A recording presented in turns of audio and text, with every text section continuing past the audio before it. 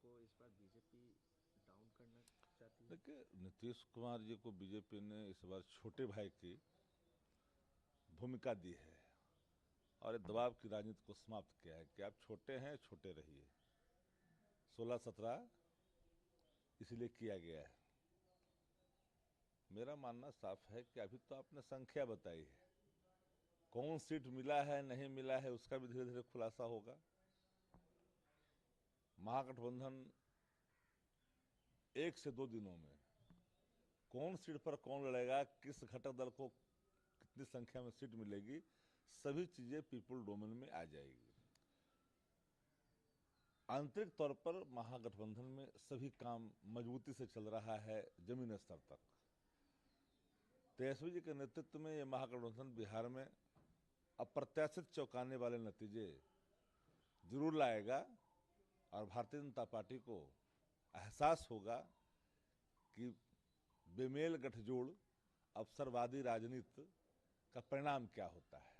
सत्य जी, एनडीए में तो सीट शेयरिंग हो गई, लेकिन अभी तक आपका फॉर्मूला नहीं सेट हमने हुआ है पहले कि ही कब तक बता हो दिया जाएगा। शायद कि 1-2 दिनों के अंदर आज कल में महागठबंधन सभी सीटों को लेकर के स्थिति स्पष्ट कर देगी, कौन घटक दल कितने सीट पर लड़ेगी और कहां लड़ेगी। कांग्रेस अभी भी नाराज चल रही है, खबर आ रही है, क्योंकि आप लोगों हमारे का कहना है कि गठबंधन हमारे गठबंधन स्वाभाविक हैं। हमारे यहाँ किसी प्रकार का खींचातानी नहीं है। आंतरिक लोकतंत्र में लोग मांग करते हैं, हमारा जीवंत आंतरिक लोकतंत्र है गठबंधन में। मांग तो स्वाभाविक है। भाजपा तो अपने सहयोगियों को नकार देता है। पारस जी को दूध की मक्खी की तरह इस्तेमाल किया, लोजपा को 2 टुकड़ों में तब्दील किया और एक धड़ा को उठा कर करके सीधे 7 समुंदर पार भिगवा दिया और एक को पकड़ कर करके रखना चाहती है। तो भारतीय जनता पार्टी अपने सहयोगियों के साथ बर्ताव अच्छा नहीं करती है। पशुपति पारस खबर ये भी निकल के आ रही है कि वो कैबिनेट से अपना इस्तीफा दे सकते हैं। देखिए, क्या लगता है कि पारस जी आप का लोग इस्तीफा जगह दीजिएगा अपने जगह पे? पारस जी का इस्तीफा होना दुर्भाग्यपूर्ण होगा, क्योंकि इतने दिन तक भाजपा के गठबंधन में रहे ही नहीं बल्कि मोदी नाम का वो कीर्तन किए। आज उनको इस्तीफा अगर देना पड़ रहा है, अपने भाई के बनाए हुए पार्टी को 2 टुकड़ों में तब्दील करने के लिए भाजपा ने दबाव बनाई, सब लोग उनको धोखा दे रहे हैं, तो उनके जो चाहने वाले लोग हैं, उनके जो मतदाता हैं, भाजपा को माकूल जवाब देगी। महागठबंधन स्वागत करेगा? हम तो एक लाइन में कहे कि महागठबंधन के जितने भी घटक दल है आपस में मिल करके चुनाव लड़ रही है। तख्ती वाले बयान पे पीएम मोदी ने पलटवार किया है और राहुल गांधी और पीएम मोदी आमने सामने। एक तरफ जहां राहुल गांधी कह रहे हैं कि पीएम मोदी हमसे डरते हैं, तो वहीं पीएम मोदी ने राहुल गांधी पे आलोचना की और कहा है कि ये लोग धर्म में मानने वाले लोग नहीं, इसलिए इस तरीके का बयान देते हैं। प्रधानमंत्री जी किसी धर्म के मानने वाले नहीं है, उनके एक अलग धर्म है, झूठ की मतलब खेती की, गुमराह करने की, असत्य का सहारा लेने का, आम जन लोगों की भावना से खेलने का। प्रधानमंत्री जी तो अपने सवालों का जवाब ही नहीं देते, देश के आवाम के जवाब नहीं देते हैं, किसान के जवाब नहीं देते हैं, नौजवान के जवाब नहीं देते हैं।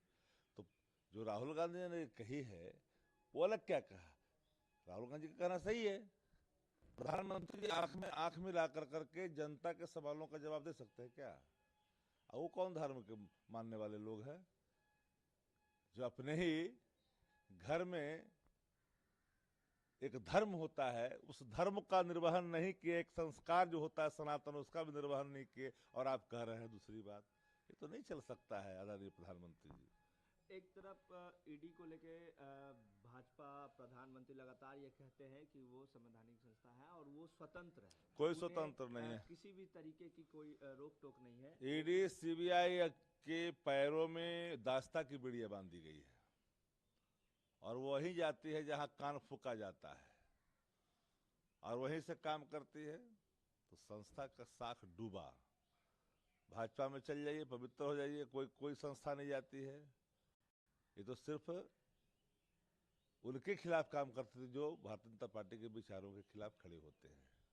आप लोगों ने चुनाव आयोग से ये भी कहा है कि भाजपा संदेश जो व्हाट्सएप के जरिए दे रही है उसके खिलाफ कार्रवाई की जाए, ये क्यों?